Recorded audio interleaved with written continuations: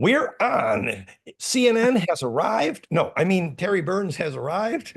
Tufan is here. I'm Dan Winter. Welcome, everybody. FractalU.com is back. And we're back in spite of the fact that we had to learn some hygiene for Zoom meetings where you have to use the lobby. Really, you have to use the lobby. Otherwise, unfortunately, you get people you don't know and it gets messy. Anywho, we're having fun. And so anybody that wants to see this is welcome. It's the YouTube channel, Dan Winter Fractal Field in the live streaming, and we're up. It's all wonderful. So tonight's event, Terry Burns is interviewing this guy named Dan Winter, if you know who he is, about the ancient history of the origins of the physics of consciousness in America movement, otherwise known as Dan Winter was the Forrest Gump, of the physics of consciousness movement in America. And it's something about the history of the study of the science of consciousness. And Terry Burns is, in many ways, although her professorship is philosophy, she's a professor of history in many ways. Terry Burns is an expert in John Dee history, in alchemy history, has written many of the books about Vincent Bridges, our friend, and Terry has been with us a long time, and we always have such fun. Welcome, Terry, really. Thanks for having me here, Dan. This is always a lot of fun. And I must say, you're looking young and great, actually. It's cool. That's what happens when you forget the time zone and pop in 5 minutes before an event that you were going to prepare for a half an hour. So this, you said freewheeling, it will truly be freewheeling. It's freewheeling. That's all good. From my point of view, how this came about, would you mind? Oh, yes, but we're going to just take a couple minutes for announcements from Tufan, and then it's yours, right? Yeah. So Tufan had a couple announcements. Is that right, Tufan? I'm going to mute now so we don't echo. Right. Hi, Terry. Hi, everyone. Just a few announcements before Terry starts. Next week, we are going to talk with Carlos Avila about the experience of the implosive fusion in family constellations and how it allows communication with ancestors. So we invite everyone to join our next week's lecture with Carlos. And we updated our preliminary speaker list on our October conference, October 9th to 14th in South France.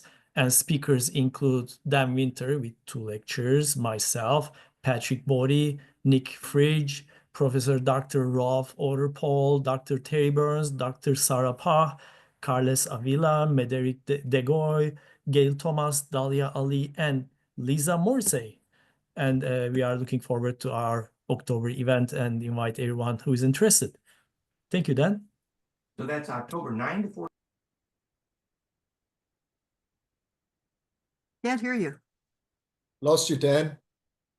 Dan, you have to unmute. So yeah, we were sold out last year. So check out fractalfield.com/2025 for the conference agenda and schedule, and lots of fun is planned. And the caterer was good, and it's gorgeous here. So yes, fun thing.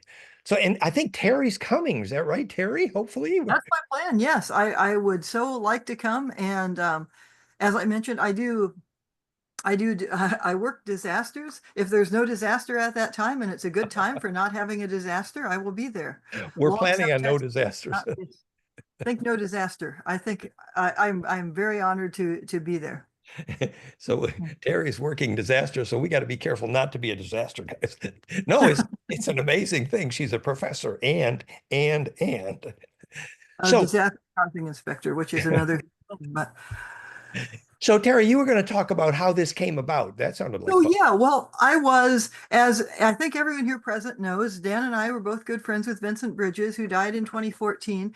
And tragically, my husband, Alan Moore, who I did Enochian work with for our whole marriage, more than 20 years, passed away this January.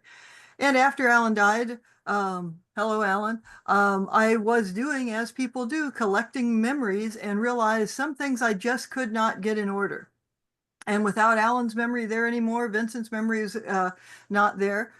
I ran into some online things where I realized, Dan knew a lot of these people in the 70s and 80s. So I thought maybe Dan could fill this in. Then we were talking and I thought, well, maybe I could record an interview with you about this, because there was just like a braid of all these incredible people who kept running into each other. And Roger, this took off. And so I never got a hold of you about exactly the same thing, because I know you're part of that sort of beautiful braid that has been going on through that time of interweaving the physics of consciousness. My work with Vincent, and that Alan and I spent our marriage together doing, with ceremonial magic, connecting it to history, telling some crazy stories that should be turned into movies or novels. But anyway, we'll touch on all of them here. And that's how this came about. So Yeah, just a warning that if you're talking about having fun in the 70s and 80s, you can no longer pretend to be young. This is a warning. Just go ahead, please. well, I can be young enough to that can be my excuse of why, I wasn't one of the major players. If I were only older and wiser, I would have been there partying with you guys, and meditating, staying up all night and listening to Tom Sawyer and discovering the Star Mother and some of the things we're going to talk about. So that was the background, and that's what I wanted to say, since this, if you don't know the history of it, may sound like, well, how are we going here from Buckminster Fuller's geometry to Tom Sawyer's after-death experiences to Vincent Bridges working in Sedona. But basically, if you don't know that background, one way to think about it is, what was Dan Winter doing before he wound up in the south of France? And that is a fascinating story. And I think, since I'm in the United States, most of the players I know, Roger being the notable exception here, are people who were here, like Shore Chapel, Alan Moore, Vincent Bridges, Darlene, and yeah, those are and if you want proof, you can see my 1987. All these people, many I met at Psychotronics, my Psychotronics International Lecture in 1987, entitled "The Role of Mind Among Waves." It's proof that we were thinking about this weird stuff a long time ago. Well, I think you were thinking about it in the 70s, weren't you, Dan? Because that's how far I got the timeline, back to 1974, where, by the way, I was only 10 years old. I want this to be clear. Anyway, so yeah, that's how all of this got going. What was Dan Winter doing before Dan Winter was doing what he's doing now? Anyway. Yeah. So where did you want to start, Terry? Well, should I, how about I start by sharing this PowerPoint, and then when it's time to get rid of it, we'll just talk. Yeah, Terry has actually prepared images of this. And by the way, I couldn't find my pictures of Andrea Puharich's dances right handy, but you got stuff. It's okay. We'll talk. Oh, that's okay. I couldn't find a picture of Andrea Puharich, but he's online. There are a number of names who aren't in the PowerPoint. Puharich is by far the most interesting. Everyone here knows who Andrea Puharich is, right? And if not, we'll talk about him. Yeah. Then there are people who are maybe not so gifted, but run into the story and are quite significant, like Dan Chesbrough, if you know who he is, and so on. So anyway, that's what I thought that I would be doing. And since hopefully you can see this screen now. Yes, we can. Okay. Walkthrough of the physics of consciousness movement. Amazing. All right. So the physics of consciousness movement, which Dan seems like a braid going through here, like one of the dancing woolly masters or so on. But as I said, if you just think of this before France, and what I thought in this interview, Dan, first, if I could just use this as kind of a prompt, and I can stop the share if you on so that works. In Detroit, when you were in college, and then when you were working at IBM and things like that, you interacted with Bucky Fuller, and years later you went with him to Florence. Could you say a little bit about how did you run into Bucky Fuller, and how did you go with him to Florence? Yeah, well, of course, when I was studying electrical engineering at the University of Detroit, actually the fun people around were the architects. So I started hanging out with the architects, because not only were they studying structure, but they were relatively cosmic, many of them. And so one day I ended up helping Bucky and crew physically carry their latest geodesic dome onto the University of Detroit campus. And Bucky was the old guy who had no problem telling people he had to go for a pee while 1,000 people were watching, which I found very inspiring. No, he was a great guy. But then later, his specialty actually was efficiency of use of materials. And in later years, where we learned that architectural structures also needed to create a living electric field, that was not his specialty.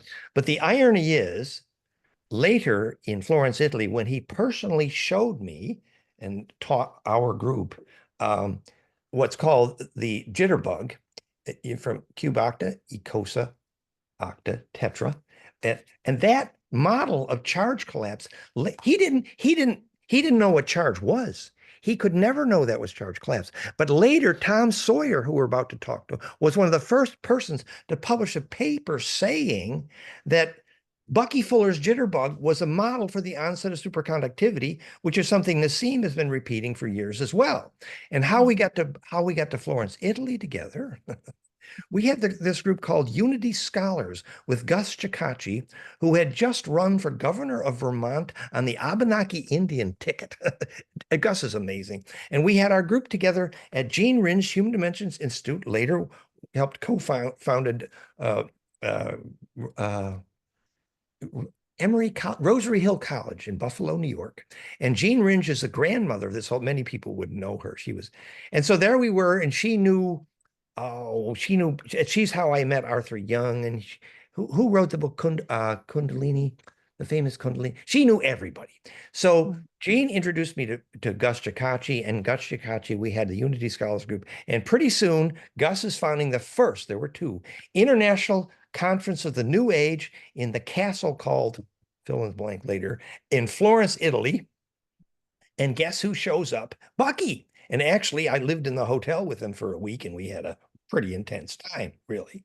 So anyway, that's the story. Now today, Buckminster Fullerene is named after him, and its primary properties is that it's implosive, phase conjugate, negentropic, and none of those words Bucky would have a clue about what they mean, but he inspired all that. Anyway, okay. Well, I think that one of the things to me that is fascinating about that is no, Bucky Fuller wouldn't. And in fact, most people who study geometry today, as you all know, study Cartesian geometry. Vincent and Dan, Vincent Bridges, who some of you know, who we'll talk about, have had a kind of tension between them, agreeing and disagreeing about many things. So one of the ways I've tried to understand it was studying Buckminster Fuller's geometry. We've had speakers on Fractal U, James Egan, yes, who found that John Dee's Monas Hieroglyphica, which I did a translation of and have looked at in terms of ceremonial magic, that the best geometry that explains that is Buckminster Fuller's geometry. I have argued, though I've never been sure if Dan agrees or disagrees, that when Dan is talking about, say, DNA braids being five-dimensional, he is using the geometry of Buckminster Fuller, because Cartesian geometry would place all of these somewhere between the third and fourth dimension, and that's the problem, because you have to work with right angles, which don't facilitate the kind of energetic things that most of us here are interested in. Now, meanwhile, Tom Sawyer, who was there, when Vincent was alive, he would often talk about how this guy, Tom Sawyer, saved his life. Vincent's mother, after Vincent died, told me that and gave me these flyers of Tom Sawyer's. Well, Tom Sawyer isn't an easy name to look up, as I'm actually not a philosophy professor either. I'm an English professor. And Tom Sawyer, you get Huckleberry Finn. You don't find this guy. Well, finally I found this guy. He's dead now. He went through two profound after-death experiences. Yeah. And the way Vincent said that Tom Sawyer changed his life will, I think, relate directly to the kind of consumed perspective that Dan was talking about in Earthheart. And this is how. Short version. Tom Sawyer said in his after-death experience, what you get in a life review is basically all these different consumed perspectives of not only how you're feeling and experiencing at that time, but how people are reacting to you. And you get it in a very loving way, not like judgment, like, look, you hurt Auntie so-and-so's feelings, but this is what she was feeling, this is what you were feeling. And he has great stories of these. Apparently he was very talkative and would talk people through till the morning. 8 hours all night. It was at Dan Chesmero's Melchizedek International Conference, Rochester, New York, where Tom Sawyer was speaking, that I met Vincent Bridges and Darlene. And that must have been, when I'm in the afterworld, I'm going to peek back at that and see what that explosion was like. That must have been fascinating. It was colorful. So anyway, Vincent said when he met Tom Sawyer Tom Sawyer did what we might call a sort of laying of the hands. And Tom Sawyer was very good at bringing through energy, apparently. And Vincent realized suddenly how people were reacting to him, which was not good. And he changed in all sorts of ways because of it. So then through that circle, I ran into Dan Chesbro, and that's another story. And I'm going to share this screen again because I got to do my 10-second Dan Chesbro story, if I may. oh, please do. It's a great story. So Dan Chesbro was, I mean, if not to say new age woo-woo, but he decided that he was going to take a group with the 12 core members of that group, one house of the zodiac each, and I needed to be the Scorpio, and we're all going to Egypt, and we're going to invade the Great Pyramid. And actually, my wonderful, wonderful engineer at the time, Scott Woodward, I said no, but his wife said yes. Went to Egypt in the Great Pyramid and got the worst astral parasites in the history of whatever, and took her years to recover. And now later, in the next time, remember that when Jake, our astral battle specialist, talks about the astral hygiene issues in the plasma around the Great Pyramid. But that's a to be continued. Well, and that Vincent took a group, and this were in the days where you could do magic in the Great Period. Yeah. Do not try this today, but Vincent took a group there too. I believe was trying to get you to go, but Bear Galloway, another of our friends, she went, Shore went, and it was kind of similar kind of things happened. Some people got astral critters. At least they were ceremonial magicians and had a clue how to get rid of them. I think he said that the Sufis saved their group because they were after him. It was quite a story. And that's where they saw the statue of Sekhmet. The eyeballs started glowing infrared, but that's another story. Oh, I thought it was she opened her eyes and they were blue, but maybe both happened. I thought they glowed red. Oh, well. Either way, this, I'm going to just jump ahead here because where you're seeing, so we have Bucky Fuller, Crystal Hill Farm was the place that you founded, right, Dan, as opposed to Chesbro's place. That's right. And so that was where, let's say, Vincent was there many times, and we had this heirloom seeds garden, and everybody agreed that this food from that garden was much better than LSD. and Vincent and Darlene, we plotted we were going to save the world, and we were going to start by publications. And that's what Vincent spent years editing my book, Earth Heart, which is about consumed perspective, as Terry is mentioning here. Exactly. And I had finished Alphabet of the Heart at that time, which is where the layers of heart muscle actually make the alphabet. The 7 spins inside, 5 spins outside, the whole thing. So that's the farm. And that's where we started that publication, A Network of Light, which Terry mentioned to me earlier. So yes, this was in the 80s, right? Probably around 1986 or thereabouts. Yes, that's right. I think we were done there by the 90s, but we were there in the 80s. That's right. Yeah. And you've seen, in fact, Darlene, I believe, did the artwork here on the cover, and these are now available. I know most of you know them, but for anyone on YouTube who doesn't, this is available in archive.com. You can also buy your physical copies of these on YouTube. Well, so actually, the books are all on the website, all 5 of them, and links to, for example, the Kindle versions are all at plankfire.com, all 5 books. Thank you. When did in this Crystal Hill period, look at this, here's a blast from the past for you, Dan. Yeah. So the Star Mother goes back that far, right?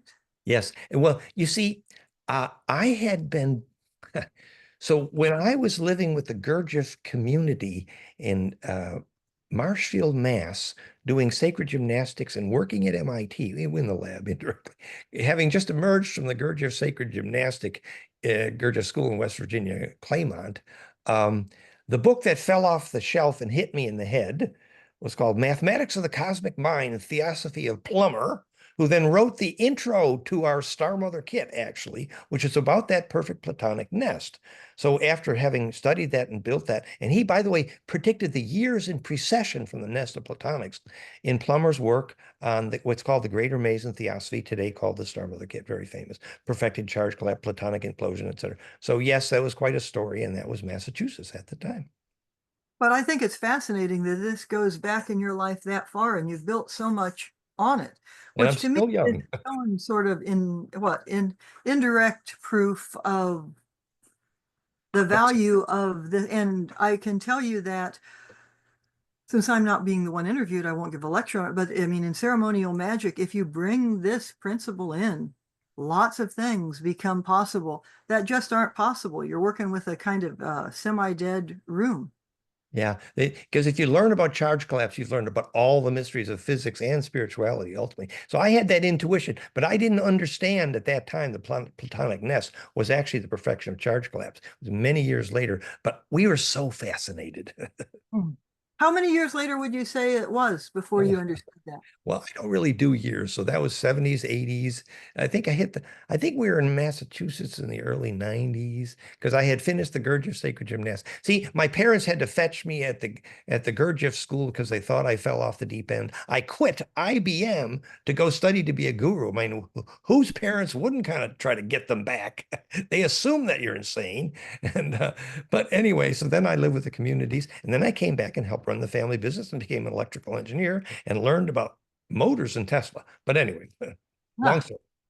Well, so just because we're trying to do this in an hour, I'm going to jump ahead to how did you get to North Carolina and team up with Ray Flowers and Sand Graal School of Sacred Geometry? That's where, by the way, I came in contact with your work, was the Sand Graal website that Ray Flowers had, and actually Vincent's work too. And that must have been in the 90s, I think. Yeah, so we moved to the it was called the Waynesville, North Carolina, the network of no. The community we started, it was they called it the Biodome community before and after, just after Bucky designed the biodome. John Denver physically installed the geodesic dome there. And we bought that community from Hans Keller, who had run the climate conference in Brazil. And my partner, Pam Gamadi, a meditation teacher at the time, we started a community there. And the thing about, I'll tell you just one thing about that community. It was so pretty that every single human being who arrived for the next 3 months absolutely decided they must move in.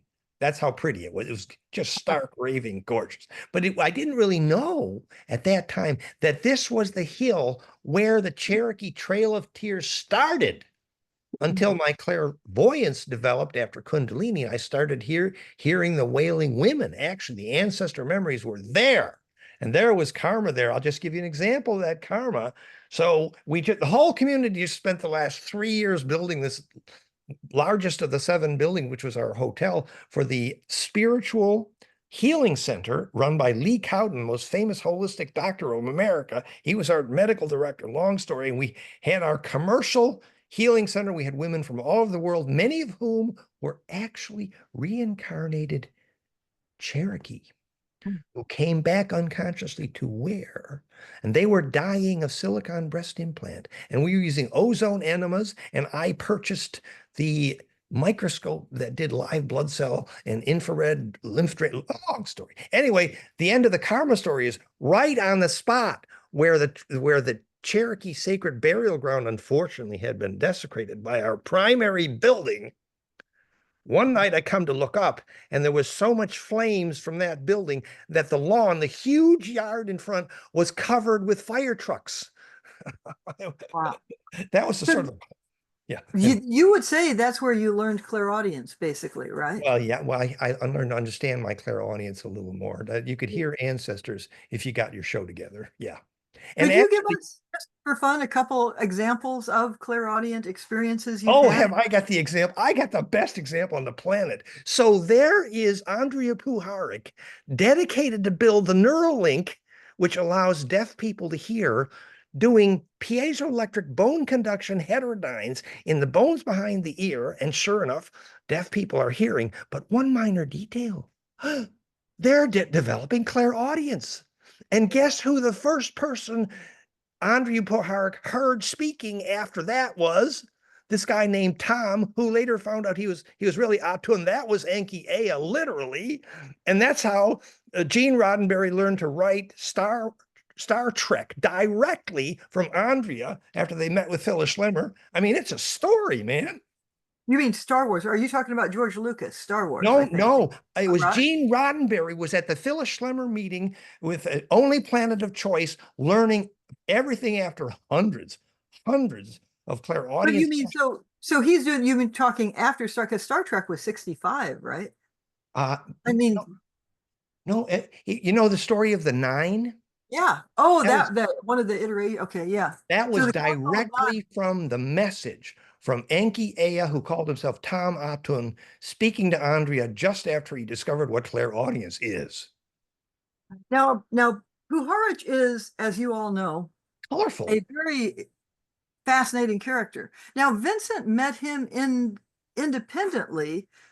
Well, Didn't remember, he? Andrea was on tour with us speaking at Psychotronics International conferences Yeah. all over the States. And his wife was a piano player and loved me, and we had a little fun. But later, Vincent became fascinated with Andrea's equation for hydrogen hydrolysis harmonics. Later, we wrote a bunch of equations on that. So Vincent had, and Tom Vallone, who wrote the book on physics of consciousness, who lived at my farm at the time, ended up spending the last years of Andrea Puharich's life with him on the Reynolds estate in North Carolina, where he died in some of the example of the worst possible astral hygiene on the history of the planet, if I may say. It's another colorful story, man. We got to tell more of these stories because they're Well, deep. I can, the thing is, at a certain point, I remember, since I didn't know you then, in fact, I was looking at your website and thinking, God, this is some brilliant graduate student at MIT, and he just like, I got to meet this guy. But I didn't know that you knew Vincent, and so Vincent would tell these stories Oh, yeah. about Puharich and horse whispering and the Reynolds estate and so on.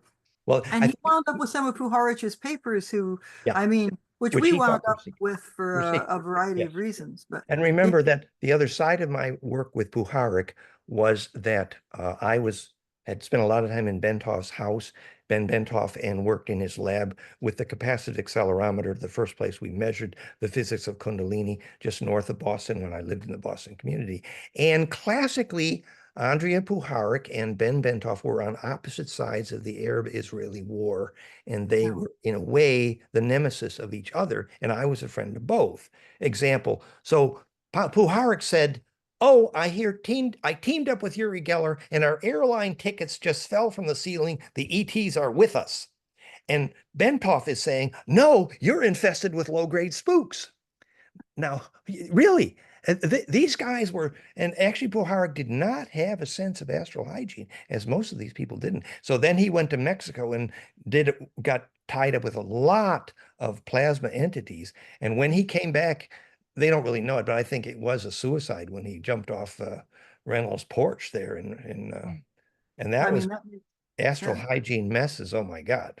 Anyway, So about in that same time, we're gonna let's switch to a happily ever after now. well, okay. Well, how about steering tornadoes in Sedona? Because Oh, sometime about then you um, were taken up into Vincent's Enochian project. Now, Dan and I have debated whether Daniel Chesbrough was out at this thing in Sedona, but I know our friend Bear was there. Vincent sure. wrote his complete Ophanic handbook, which was the first sacred geometry approach to Enochian, which he basically attributed the ideas to Dan and then went to High Point, North Carolina and talked to the ETs. Vincent didn't like to say he talked to the ETs as much as Dan likes to say that, so that caused some interesting tensions.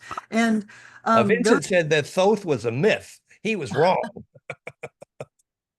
So how about something with the tension between you and Vincent? Because I didn't get it. Vincent, as most of you would, said he remembered all of his past lives going back 1,000 years because a rabbi had put a curse on him during the First Crusade. The first time he said that, I was like, yeah, Vincent, quit smoking dope. By the time he died, not only did I believe him, I sort of thought I knew who the rabbi was. That's another whole story. And so then Vincent would walk around and speaking of Dan Winter, say, "Oh, me and Dan, me and Dan." I think he'd come back from, you guys had an Enochian conference in Prague, then sponsored by Roger Green. And of course, it was Vincent's contention that Dan had been John Dee and he had been Edward Kelly. not hard to believe if you have spent as much time as I have spent studying Dee and Kelly, although I think both Dan and I might rephrase it as if you're in super energetically charged places, you can pick up other memories. So you have to have the hygiene to know what is your memory and what isn't.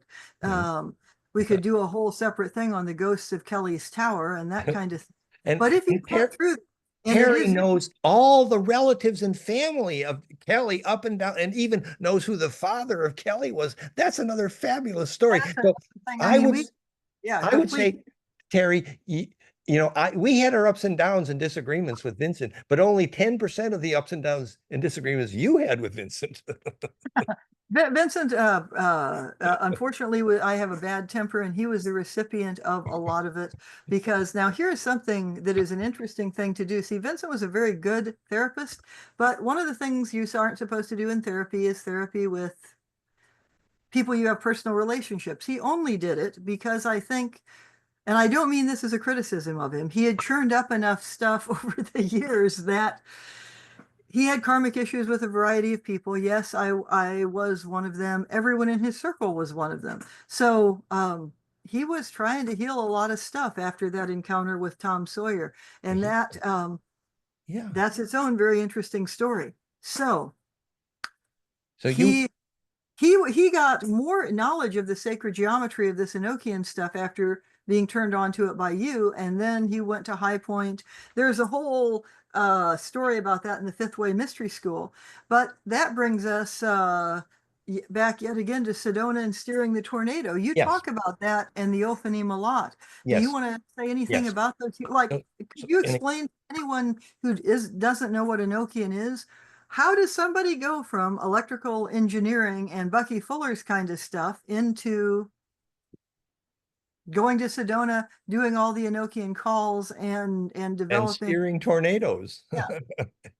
Yeah, well, it's first of all, one of the things that Vincent and I disagreed on was he said the hypercube, the stellation of the cube, was the fourth dimension. I said the only actual fourth, and that, by the way, is 90 degrees, like Terry says. Right. I said that the actual forces dimension, the only way you can wrap another spin around a cube non-destructively actually is to tilt the cube and embed it in pentodeca by Goldman ratio. And that is the fourth dimension. And but still, that's a minor disagreement. The physics was clear. The reason there's pen symmetry around all the Ophanim and Enochian is because it has to be implosive the same way the center of the, what's it, not the Tai Chi? No, the healing when they do those blessings with the symbols from Japan. Oh, anyway, the center was called the Dolio. Oh dear. Anyway, so Vincent came to our community in North Carolina and went up to those bushes, which are famous for Cherokee sacred space, and led us in a relatively small Ophanim Enochian ritual. And I can't tell you that whole story, but I can tell you I came away from that specific ritual absolutely convinced that we had steered a storm the size of a continent. I was sure. I watched it happen. I watched it form. I knew what happened. And Vincent had been telling us for years that if he went to the central stone in his magnetic sacred array, stones he brought from all over the world, in this beautiful array is place in North Carolina, that Terry was there, that you place and remove the central stone at the right time, and you could call big basic cloud formations. It was very implosive. So I knew that Vincent, he could, like Alan, Terry's wife, could visualize the astral so clearly, he could precipitate it in a sequence of moves. It was powerful. So then Vincent says, oh, I've been planning how to do this thing right, man. We're going to do every single Ophanim Enochian call and do the whole shtick. And he had all of us fly in from all over the country, planned it for almost a year. Sedona Red Rocks, we're out there all night. Kim Wise, quite a story. And that's what Terry's referring to in the Red Rocks ritual. Well, and there is a thing that if you do most kinds of magic, but especially Enochian magic, and you're doing it right in a way that is Vincent felt and Alan felt and I feel that it is activating and even changing your DNA. So if you do it right, you tend to have Kundalini experiences. You get the wrong people around having Kundalini experiences and you know what happened. Now there's a story I was trying to dig up, haven't been able to find anyone that remembers it, but Vincent wasn't supposed to be doing all the Enochian heavy lifting. Someone was going to help, connected, I think, with the Order of Melchizedek, but there was some, some sexual encounter that prevented it that made many people upset. And I really, if I knew the names, I wouldn't say them. So they wound up doing this huge thing in Sedona. We did. Our friend Bear Galloway, who's another ceremonial magician, still talks about how people got, came down with sunburns. Not life-changing experience, really. Yeah, sunburn. And we could mention not from the not normal sunburn, you understand, from inside. Plasma burn. Yeah.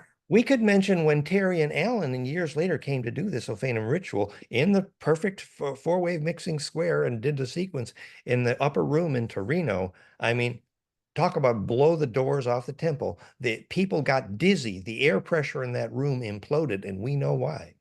Well, part of the reason, Dan, was that you were present there. I mean, so you have to have several things, right? You have to be on a strong energy spot. You have to know how to do the magic, and you have to have people who are able to run the energy. And the more the people can run the energy, the more things hum. And there was Dan with his hair sticking up. Yeah, my hair. I was an antenna. I wasn't the clear visualizer. The clear visualizer was Alan. He could visualize those elements of the astral with such clarity he could precipitate. But I'm a great antenna, man. You were an incredible antenna. And Alan could do something that even Vincent couldn't do. I've never known anyone else who could do. He could merge consciousnesses and kind of move things around on the astral. I mean, if I talk too much about it, since grief is a strange thing, I might go from being very excited and happy to crying. So I'm not. But and Jake will be talking about that in our astral seminars coming up. That would be very fascinating. So this brings me to the kind of stories that when I was a couple decades younger, when Alan and I met in 2003, that I would hear Vincent talk about and think, yeah, okay. One was that the one you've heard the most, and it's the first on this list here, the rabbi in the First Crusade. I'd say rabbi because I'm a fanatical researcher. I'm kind of old school looking at archives. I edited Vincent's book that talks about the First Crusade. He says the rabbi.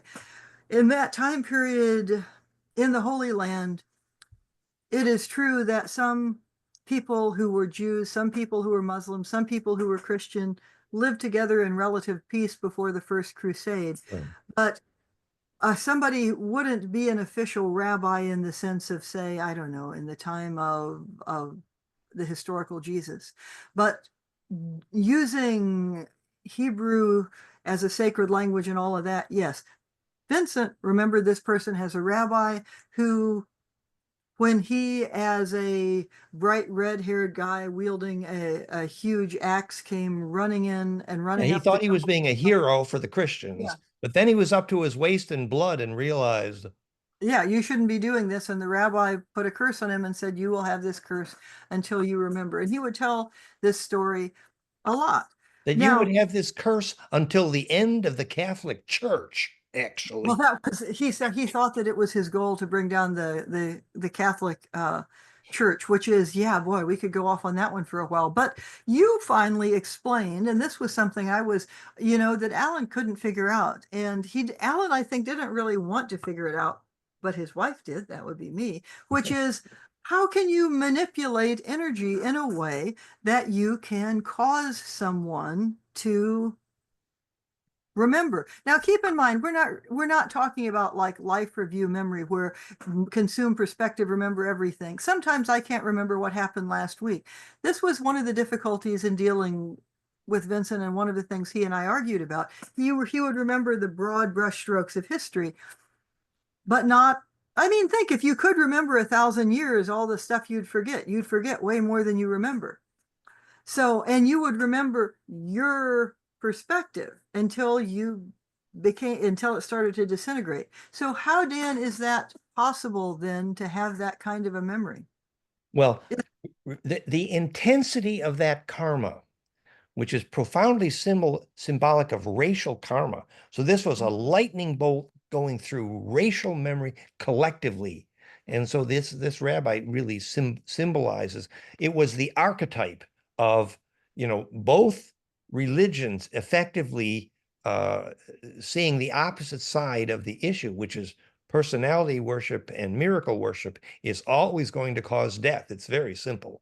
And so both sides are, just determined to kill everybody that doesn't agree with them, which is, that's why the humans in this galaxy have always been forced to return to the Oort cloud until we can learn to get along. But that's another story. So the other piece of that story I did want to tell was when you figured out that Peter the Hermit became the salesman who created the First Crusade because he came back from Jerusalem realizing, why, this mad caliph, they're actually doing alchemy over here. And the church immediately realized they were going to lose unless they could get that alchemy back. And that's when they got the money to do the First Crusade and send the Templars to get that alchemy. That's the reason the First Crusade happened. And Terry figured it out. Well, and that was, well, and I'll tell you how I figured it out. I should have put a thing on here of Vincent's book, Mystery of the Cathedral, the one he did with Jay Widener, but this part of it was totally Vincent's, and I was supposed to be source checking.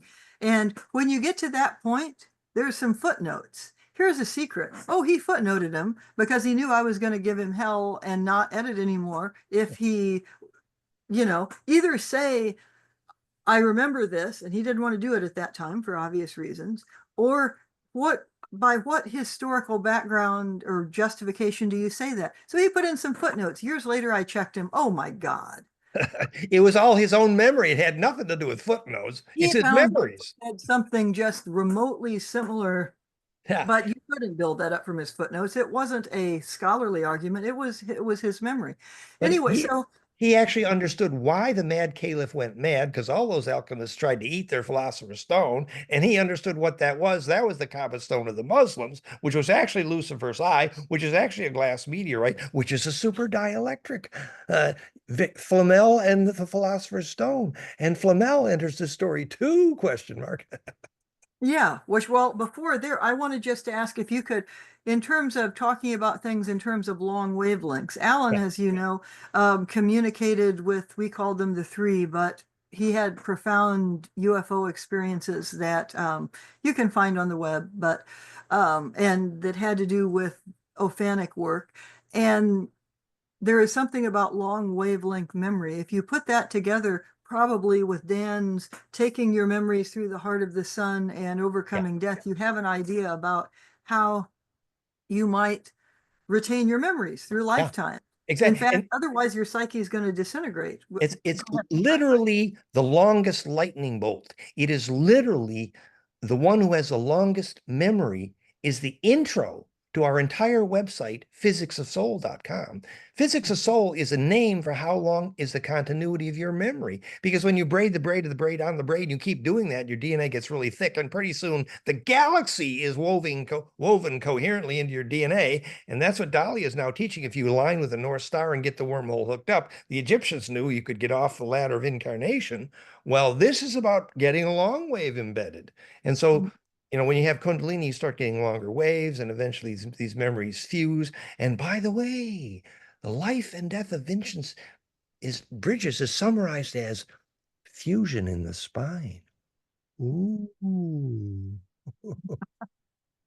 And there's something about that life and that fusion that tacked this whole plot line, the history of alchemy, because he was the fusion. Really think about this. If you don't have a metaphysics of reincarnation, which we really don't in the West. I mean, within Tibetan Buddhism there is, but if you go into that sort of without an energetic background, you're just like, well, we're all individuated, then we're all one, or something. Like, how do you might, here's a more pedestrian image. You might think of the individuated consciousness as more like a lava lamp, this big glob of energy might separate into multiple consciousnesses, and it might reform, with part of this one. And we don't really have a good way in the West to express that.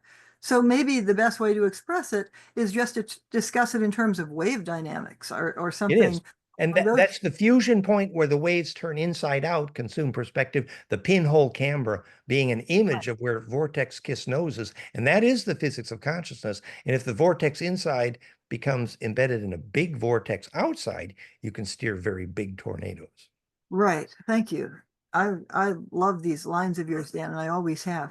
The invisible man and woman in this is me and Alan. Like I could go through and pull now after all of these years my memories out of some of these lifetimes. I'm not going to do it now because why?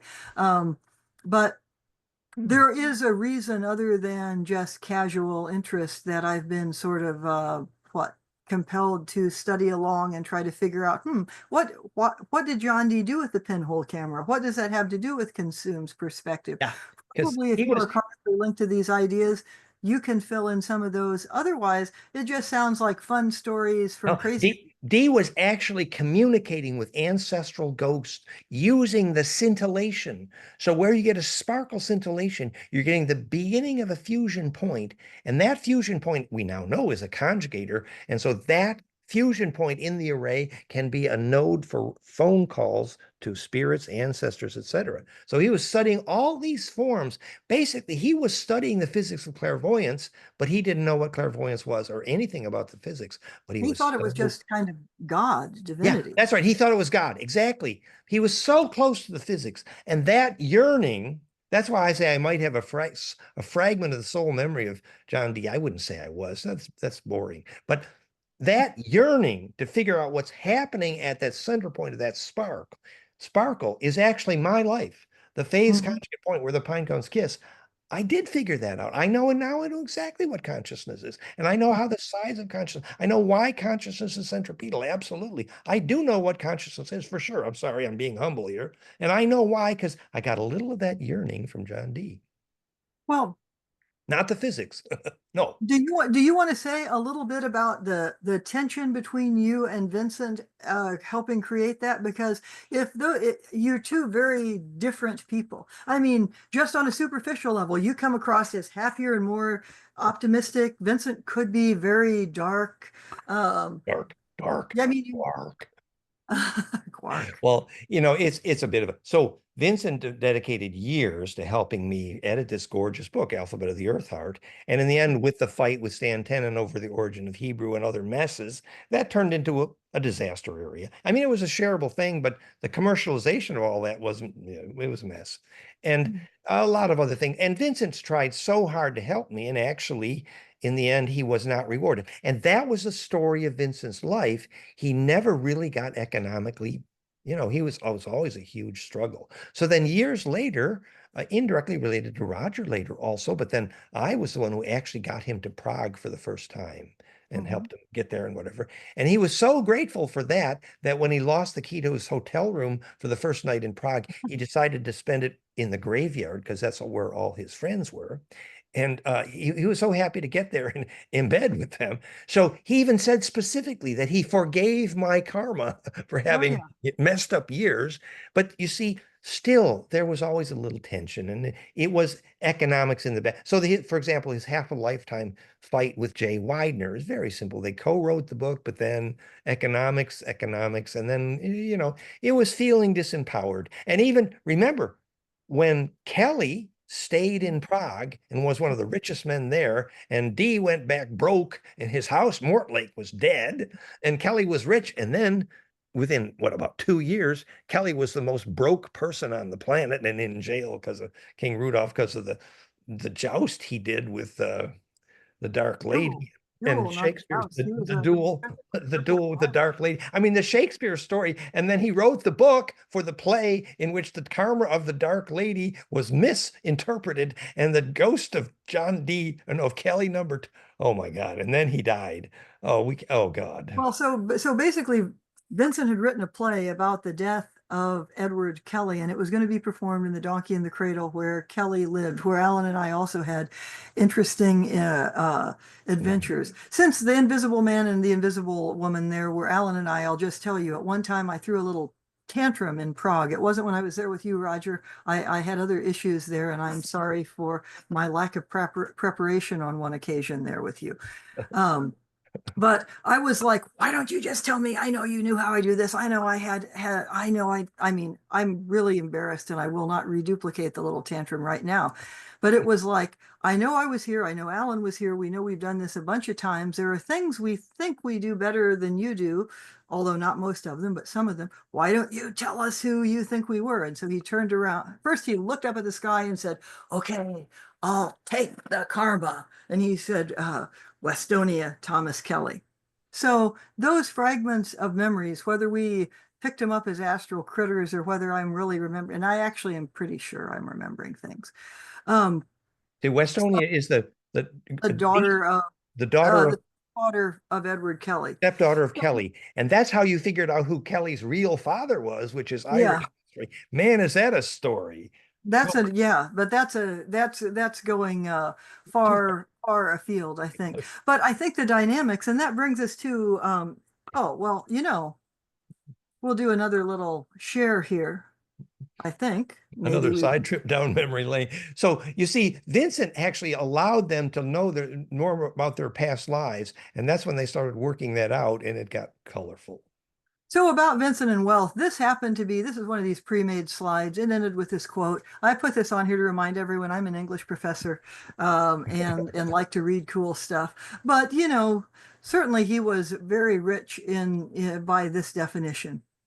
Okay, the fall of Atlantis. Now, we've never really talked about this, Dan, but I mean, one of the things Vincent wrote stories of when he decided he'd write up some things as fiction because no one would believe them was simply that the ETs were the operators of the crystals in Atlantis were in contact with them. And then if you probably remember the story he wrote about, Earth for Earthlings, get out of here, you people.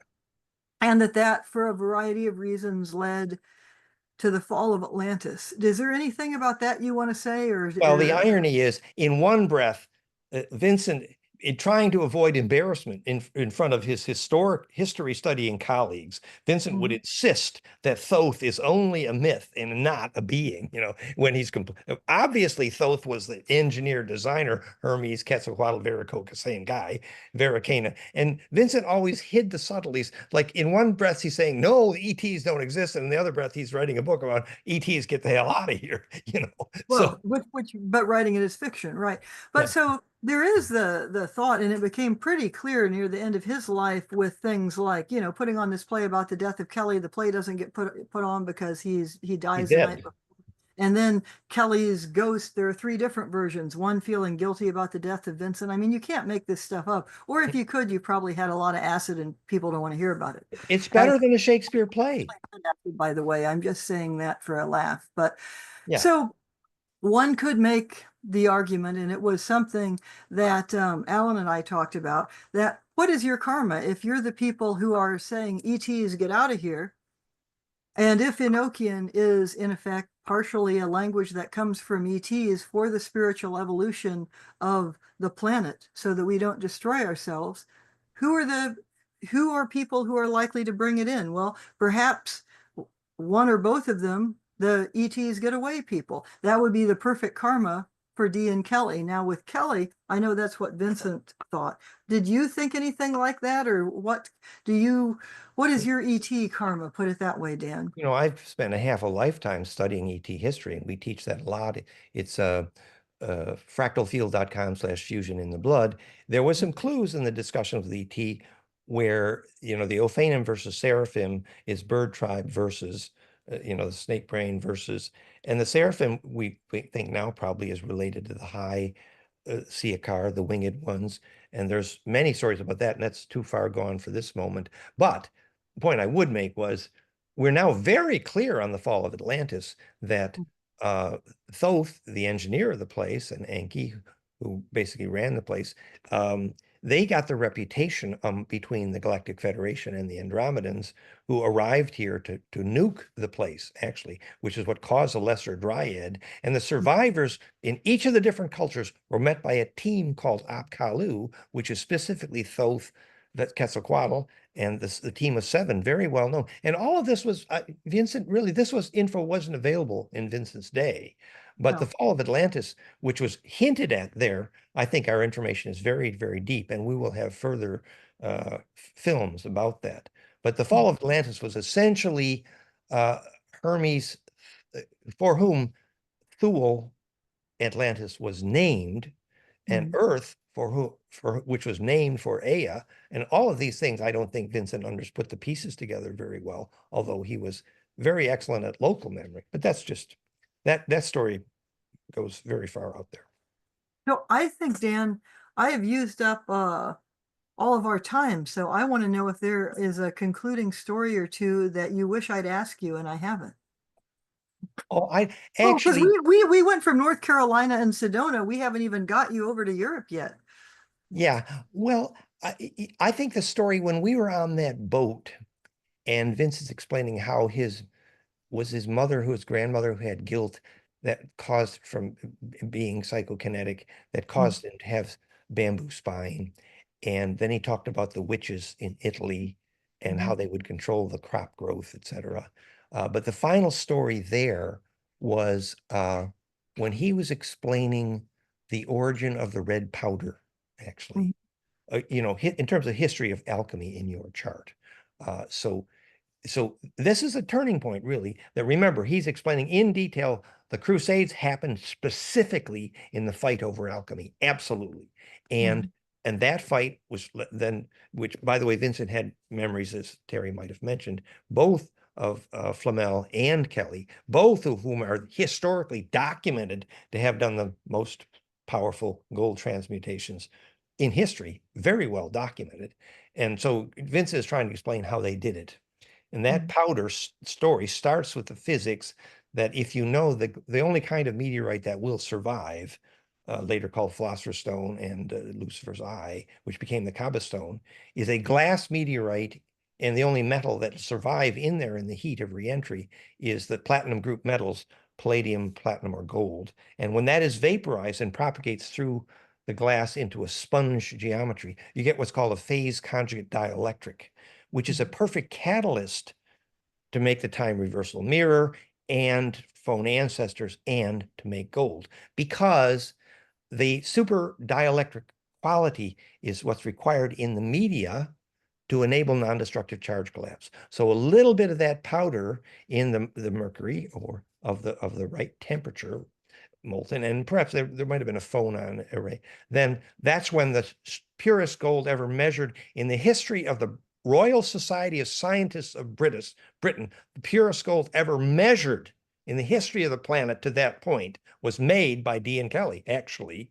And so that is not only about charge collapse and alchem, meaning, concentrate the spin density, but it introduces the real physics of alchemy, of how you concentrate the spin density inside your body, the alchemy of immortality. For example, Vincent, he knew that the natron is how the mummies made gold powder served in every pharmacy in Europe for 300 years. It was the dielectric of the natron. So he knew there was alchemy happening, that mummification was actually an introduction to the physics of alchemy to alchemize your aura. So that you take your memories through death. Exactly. And then, of course, then it was not obviously a democratic society. You're aspiring to be the Osiris, or then to be the Pharaoh, or to rise at the golden dawn as Ra. And if you couldn't go through the sun, you didn't grow up, basically. You just stayed in the underworld. Yeah, well, and so inhabiting the sun. Underworld. Yeah, and we know the sun's solar flares are dramatically affected when 1 million children sing. We now know that the sun is needing this centripetal force. So teaching the physics of ensoulment is the message of alchemy here. So I think, anything else you want to say here in conclusion, Dan, or should we open this for questions? Did we get to a happily ever after? What do you think, guys? Good. We have one question from Robert Wood, actually, say comment. He says, please do the Kelly ghost story someday. The what ghost? Kelly ghost. Oh, the Kelly ghost. Oh, well, actually. That's an easy one. I mean, Yeah, Terry is an expert on Kelly ghosts. well, so the Donkey in the Cradle was where Sir Edward Kelly lived after John Dee left. And it's on a strong lay point, and it has many interesting characteristics that are useful for Enochian, but it also tended to attract ghosts, so you have to know how to banish. And there's a tower that we would call Kelly's Tower that would be above it. But among the many ghosts that are there, you have to have kind of a metaphysics of ghosts. So they're like repeater ghosts, like there would be these little kids that would just go across and then they'd go across and then they'd go across. You get that in lots of places. I'm living in a place that had that when Alan and I moved in, repeater ghosts. But if you get more sentient ghosts, so Kelly's was the most notable, but I'm going to talk about Sir Edward Dyer, who was an associate of D. and Kelly, who could peripherally be connected to Roger Green. Who knows? But anyway, Dyer's ghost was around and didn't really seem to like someone who was living there, who might have been connected to Francis Garland, who Might have been Shakespeare, according to might have been Vincent. Shakespeare. I mean, I think was, but I'm trying to put some maybes in there. And so that person, a modern fragment of that person was living there and kept getting possessed by Edward Dyer. Well, if I have just put this on Roger Green and he's not too upset at me for doing this, I mean, Roger Green was alive at the time, and I don't think, Roger, you were having things taken out of your body and whisked into Kelly's Tower and like possessing Not this that person. Not that I can remember, Terry. Okay. Are you sure now? Because I mean, you could be doing some good hoodoo and we wouldn't, Okay. I'm giving Roger a hard time. Um, so Vincent made this Enochian lamp, which was what that was a picture of in the to kind of scare that away so this person could evolve, because in fact that kind of a ghost, it seems like a sentient ghost, but what you might think it actually is like a fragment of somebody who lived there who was so angry at the wrong done by someone else that he just stays in this vortex. Okay, there are ghosts there like of Kelly also, who happened to get along with these sort of spinning Edward Dyer ghosts. There were ghosts of Westonia, but she didn't look like me. She looked like some little blonde repeater 5-year-old that kept running through the kitchen or something, or 10-year-old or something. But then Kelly appeared in other ways. So there was the Kelly who was really angry about this play that Vincent had written, because Vincent was trying to use it to balance out his karma with a woman who he thought had been the Dark Lady. Yes, Shakespeare's Dark Lady, who Vincent thought Kelly had had an affair of, and he wrote sonnets to her. That's another whole story. But so then that Kelly's ghost became very angry. That Kelly's ghost somehow split off, and there was another Kelly's ghost that was guilty and felt, oh my gosh, I've killed Vincent. Well, one time when I was in the Czech Republic, I went to Most and I stayed in a castle there with my friend Alishka, who was Vincent's fiance when he died. And I was walking around not thinking about ghosts, but there's a statue of Edward Kelly there, and a Kelly's ghost sort of imbued the Kelly statue and informed me that I had better bring Alan there, which I tried to do, but Alan died now. So either Alan's gone there as a ghost or is done with that whole thing. Okay, all of these are Edward Kelly's, right? So you've got to have a metaphysics of soul and consciousness that accounts for all of these. Also, in my lifetime, I tend to attract people who think they've been Edward Kelly. Now, Vincent is the most, has the most active fragment of it. But one person who shows up here often, I won't say the name because I don't know if he wants to be outed. He remembers being Edward Kelly. Michael Wilding, famous Australian author and great guy. When he was writing a book about D. and Kelly, he became convinced that he was Edward Kelly. Ivan Svitak, who wrote in Czech about Edward Kelly, although he was a Czech expatriate in San Francisco, he thought he was Edward Kelly. So I, like I said, seem to attract people who think they were Edward Kelly. So each of those could turn into a longer, more colorful story, but usually the reaction people have is, first of all, like, only one person can be the reincarnation of Edward Kelly, and Edward Kelly can only be one ghost in one place.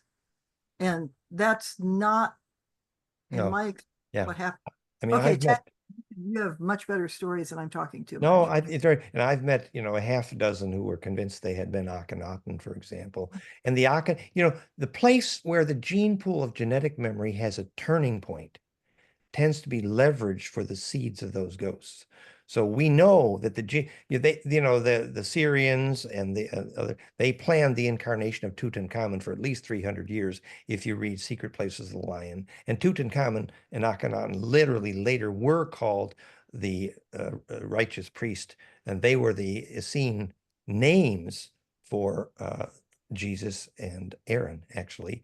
And Moses and Aaron became the Jesus bloodline. So the royal lineage of Egypt became the royal lineage of the Essenes, later which we call the Jesus, Mary, Holy Grail lineage. That was directly from that turning point when Akhenaten had to run for his life and change his name to Moses, that whole sort of thing. And so how many ghosts radiated from that moment? My God, because that was a turning point where the leverage of genetic memory became a lever for the whole history, pivoting. So Was that a happily ever after? But it gives us some insight into the physics of ghosts, which is, sorry, Roger, go ahead. I'd just like to say thank you guys for the stories from the past. I have hanged out with Dan for over 30 years, so I do know some of them from, but it's wonderful to hear, bringing up some of the, we miss Alan. I remember carrying that heavy harp of his through the streets of Prague. For folks who don't know the backstory, there's also the Alchemy of Prague. It's an event that I've put on several times now, and Dan was there, and Vincent Bridges, and Terry and Alan, and it's still happening to this day. And I ended up sponsoring Vincent for many years, actually, around getting embedded in the Czech Republic and with the Czech people, and we put on several workshops over the years. Great work. Nice. And he ended up, folks don't know it, Terry, but of course, Vincent ended up living in the base, in the lower bedroom, as you know, of the Edward Kelly Tower. And that's where he did all of his writings over, what, 2 years, 2.5 years? And 3 where years he was died. there. And where he died. He wasn't living there. No, he had moved out by then, Dan. Oh, I and see. He was in another apartment, and he died that night that the performance was happening. It was the same night that he passed on. And that performance, of course, was going to be at the Donkey and Cradle, which is where we do all our alchemical work with the Alchemy of Prague. To this day, we still use it. So yeah, there's a long, deep history there with Dan and Terry, and it's great to hear the backstory, guys. Maybe the book about the transition of Vincent should be entitled "The Play's the Thing," in which we'll capture the conscience. Oh, and after at the book opening, Roger, which you sponsored, after that there was a party, and some of the people who were connected to Vincent's life there, I'm thinking of Zach and Logan, who probably was Shakespeare. well, he would probably appreciate that not be, but we don't know his last name, and he could be Fred anyway. But so that night, Vincent and I met in a way that I really don't want to go into because I've dealt with that enough. But that individual, he had known and I had known, about 100 years ago. If you follow Kelly's life forward as recounted by a famous 20th century magician, you can figure out who this is, but I won't name names. Anyway, so there was someone 100 years ago who made me suspect the person who I knew in this life as Vincent was not that honest. That person invited Vincent this life in to do magic. It didn't end well. Well, right after that party ended, Roger, that we were having, no, earlier the afternoon, thank God she didn't show up to the party.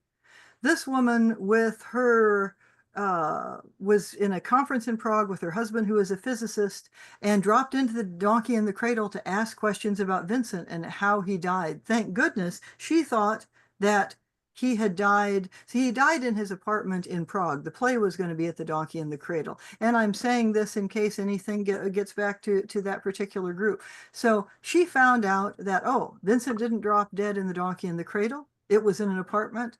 And she thought for some reason the apartment was Canada. I don't know why, so thank goodness she left, because otherwise there would have been a real interesting collision of astral debris at that. And that's the same mystery woman who probably should never have known that Vincent's other life was as the magician Yeah, because she did a scrying session with him, and by the time he realized what was coming through the black mirror, it was too late. And now we have the film series, The Black Mirror, and they don't really get it. Maybe we No, should I tell don't. But It's all about the Black Mirror is a conjugator, and why is that where you need to look for your ancestors? Ooh, the mystery deepens. yeah. And this was a happily ever after, right, Terry? I think it was a happily ever after. We're all evolving. We haven't got any of us, thrown in the tower this life or anything like that. And Terry is still smiling. This is amazing. And Terry, see, when Terry does the history, she can remember the dates. And so the weaving becomes very accurate, and she knows who was. And somehow I just have to, we're nearing the end here, guys. We're not going to torture you anymore. But if you had a clue of who Bridges, I'm sorry, Kelly's actual father was, the magician Kelly, the most famous Kelly in the history of. Remember, Kelly is the hero of Czech, actually, and Kelly's father was the hero of Ireland. And why? Um, you know, I guess it doesn't really matter anymore. I've been not putting this in anything because this is in a book of mine, and I would like, thought I'm going to write it someday. But if you look in English history there, and you have to look at English, Irish, and French history, there was a boy who was wound up being the heir to the Irish throne, but the English took this person over. So then the King of France protected him. Then he was whisked away to an alchemical family in Italy. And this boy He must have was, been very angry, well, he may having have. been deprived of the birthright. Anger through the bloodline. No, Some oh, that's that's a very good point. Yeah. Then he wound up in Rhodes. Anyway, so you know about this because at a certain point, after he had married and had at least 2 kids, he came back. He was accepted back in England, where we were like 3 rulers later, because we've gone, this is the Henry VIII to Elizabeth I period. This is where Kelly's father now, Yeah. called So then he marries a very prominent Protestant person from an old Catholic family, and had to, renounce that he was ever married to Eleanor O'Kelly, who would have been Kelly's mother. Probably. So if you can from that figure out who he was, I mean, a fatherless or a motherless child, and what kind of anger is in there. And he grows up being a trickster, actually, because his but whole a father who had probably some of that, that's probably where Kelly's powder came from, because his father was involved in various things in the Holy Land and also on the island of Rhodes. Yeah, so Kelly's father, actually, he was from a long line of. And so what does it mean that Teresa has to sort this out repeatedly from the memories of Wistonia, the karma of the family? Ooh, plot thickens. That means that I was made to copy a lot of friggin' boring medieval manuscripts, but I learned a lot of things. Like, And that the book, it's on the market as the Book of Oberon. Sometimes it's called Shakespeare's Magic Book. I've written some articles about it that you can find in the Journal of the Western Mystery School. I got interested in that because I knew I copied that book. I didn't know as, who, or when, but I could remember copying that book. as Kelly's daughter. Interested in, well, that was Kelly's magic book. And one of the things people don't understand about that book is, all right, why is this mishmash of Irish magic, south of France magic, and Philosopher's Stone stuff that doesn't make sense, and also some really nasty types of grimoire magic that you really wouldn't want to do unless, I don't know, unless you like extracting blood from tortured birds or things like that. But So, but anyway. if you needed to sort all those memories and turn it into pure principle, Terry's your lady. You're wonderful for pepping someone up, Dan. But I have learned a tremendous amount from you, and we have good conversations. We've had some serious fun, which is why we decided to do this, which is why you guys should come over here, because on October 9, Terry's going to be here and we're going to have more fun. And at that time, we're going to do more on the history of alchemy as well. Yeah. So, well, any other questions? Well, before we close, if we are not 10 years late, we would like to send our love and light both for Vincent Bridges and Ellen Moore, who passed away recently. And also, I would like to take the opportunity to thank Roger for organizing the alchemical tours in Prague, where I got to meet with Terry and Ellen there. And I would suggest everyone who is interested in alchemy to join Roger's tours in Prague. And if you want to give your website, Roger, for people who would like to check for future tours, please go ahead. Okay. You are muted. Is that that's good? Yeah. I'm working on all the details at the moment, and we call it ancient and future alchemy. So we do the old-fashioned alchemy in the Edward Kelly Tower, but then we do some work with Bob Greenyer with the future alchemy and all the technologies. I have I've just finished the draft for the brochure. I always do a very good descriptive brochure, as you might know. The graphic artist is going to have that pretty soon, but guys, you will find it in about a week up on, if you can remember this, academyhealingnutrition.uk/events. So if you go to the events page on academyhealingnutrition.uk, we'll have the brochure up there and all the details. It starts on September the 19th.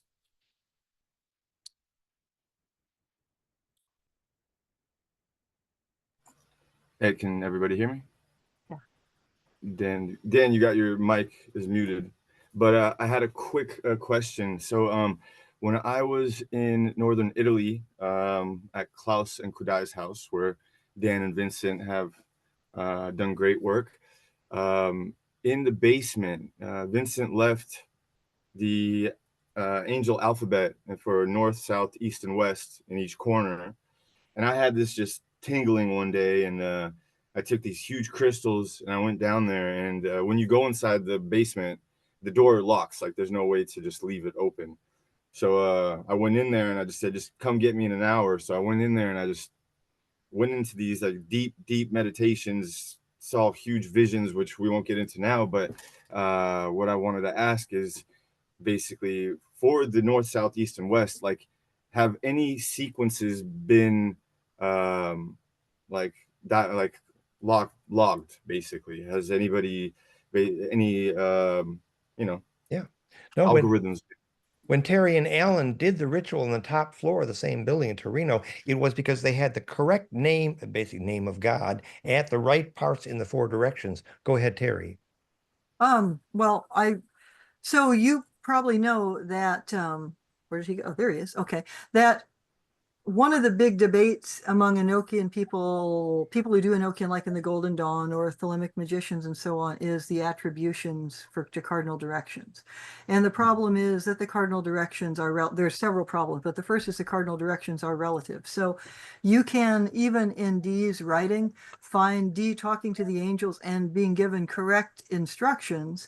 But most people now they go through a Golden Dawn order and they learn this is how to do it, and they don't read it. So they don't read Dee's stuff. And then Dee is a spy, basically, also. So there are many times that, I mean, he's writing the right thing down, but he'll have something in the margin that'll change everything. Okay, so you have to know that. I am going to eventually answer your question, okay? Mm-hmm. But so if you think north, south, east, west, are they always the same? I mean, they can't be if it's a galactic system, right? It's relative. So, and the angels tell Dee north and south in relation to your poles. So you have, and then the only watchtower that's always in the right direction is the watchtower of the east. So actually, what you're looking at are two things that are polar, and you put the east in the east where, well, that's because it's toward spin. That's what we mean by east. It's where the sun comes up. You face the wind. Yeah, yeah. Dear. And so east and west are always going to be toward spin, away from spin, and north and south are going to be the poles. So if you're doing this on Earth, like most people are, I mean, you would put them the way that, for example, the Golden Dawn does it and explode them out. But you're also really dealing with a hypercube, and a hypercube doesn't have those directions. So the minute you really get it working, you have to have it oriented in the same way like you orient things so that they nest in 3D, even though they're 4D. That's the same principle you're applying to directions. Now, the other thing that you have to do is that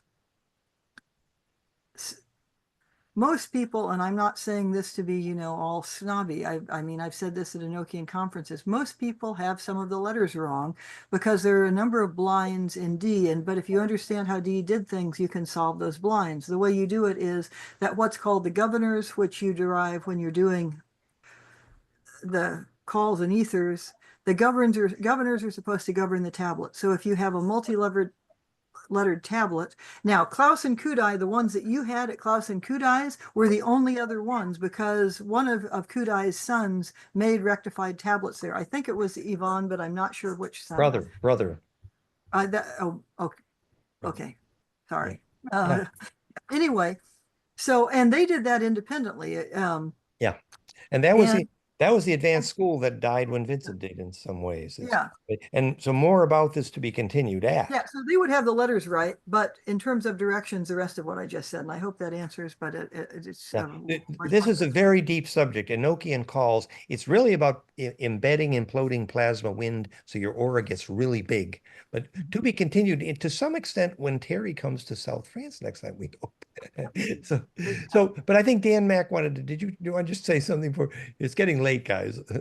Well, this is just with Roger and the International Alchemy Guild, which I'm a member of. They were showing, and it was just a blurb, and I stayed through the full they had the Alchemy, their yearly get together, and I stayed through the full program. But they were showing a place where you go down these stairs into this room and the door locks. Okay, they showed a picture of the outside, and they're going to do classes. And there was also one upstairs. Roger, are you familiar with the International Alchemy Guild, or? I am. I'm not a member, but I know who you're talking about. Yeah. Yeah.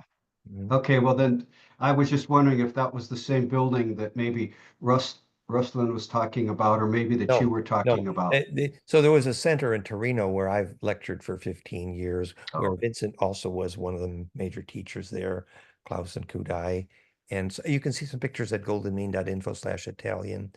And so that was a center point for a lot of these teaching. And that's also where Alan and Terry blew the doors off when they did their ritual. But that's another story. Okay. Well, that was my question, just if that was the same place, and I don't think it is. So there's so much to this story, but just the summary here, there are clues here to some beautiful, deep, gorgeous physics, which is very empowering. And these themes are to be continued. And we need to really thank Terry for being such a hero and still smiling after all these years. Cheers to Terry. Thank you, Terry. Terry, you're muted. Terry, you're muted. Did you want to? Yeah, sorry. I just wanted to say thanks to you, Dan. I mean, I wasn't just here to interview you, so it's been a lot of fun. It was more fun than that. So we're going to do more of this, guys, including in October, to be continued. Thanks, everybody. It's been a Thanks, pleasure. everyone. See you next week with Carlos. Thanks for coming. Bye-bye. Coming, Roger. Bye, Terry. Bye, Tufan. Bye, Gail. Bye, Russ. See you, everybody. Bye.